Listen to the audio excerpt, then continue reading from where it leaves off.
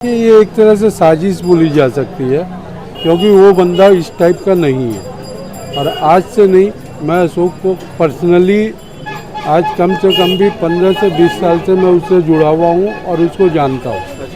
वो जब 43 का प्रेसिडेंट था तब भी मेरा उसके साथ में ताल्लुकात थे, और अब वो 42 के प्रेसिडेंट हैं। और एक बिजनेसमैन है, अगले का ट्रांसपोर्ट का काम भी है, थोड़ा बहुत प्रमोटिंग का काम है, लेकिन वो बंदा इस टाइप का नहीं लगा मेरे को।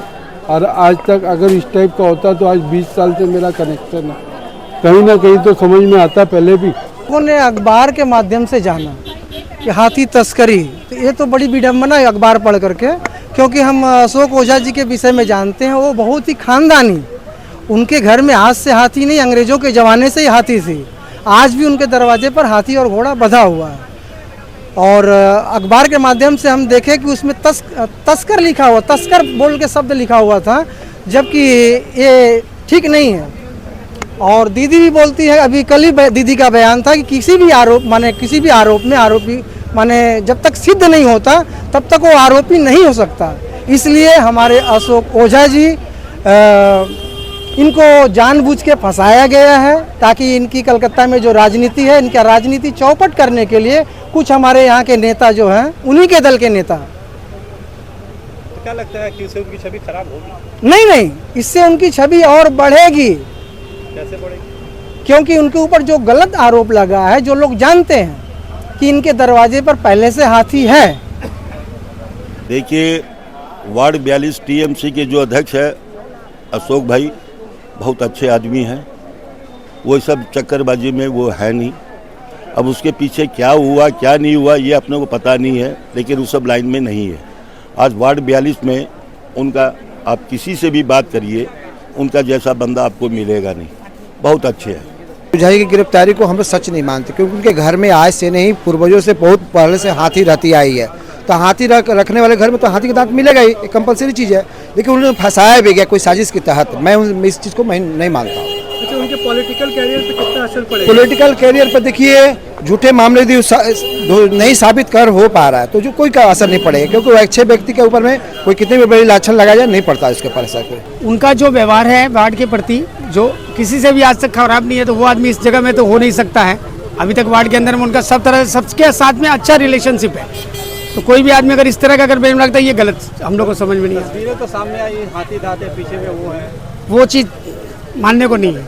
हो हर एक व्यक्ति के साथ में वो खड़ा रहता है। सत्य आदमी समझ जाए, इस तरीके से मनगढ़ंत खड़ा उनको फंसाया जा रहा है कि किसी तरीके से उसको फंसा करके जो है हम कैरियर को उनको डाउन किया जाए। साजिश कामयाब ये सच है।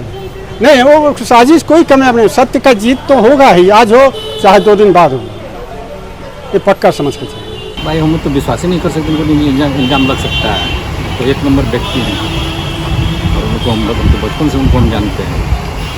वो तो ऐसे कर ही नहीं सकते कि इसे फंसाया गया और उसे कोई बारे में कुछ हमको बोलना ही नहीं है। 1 नंबर व्यक्ति है, और क्या बोले इसके बारे में। बताया जाता है कि 2 हाथी के दांत निकले हैं। और उनके घर में तो पहले से हाथी था मारा है, तो मरेगा हाथी तो गड़ाएगा, वो गड़ाएगा तो फिर कहाँ जाएगा? वो हड्डी उसका दांत हो चाहे उसको बॉडी का हड्डी कहाँ जाएगा? वहीं ना रहेगा। उनको फंसाया गया और क्या।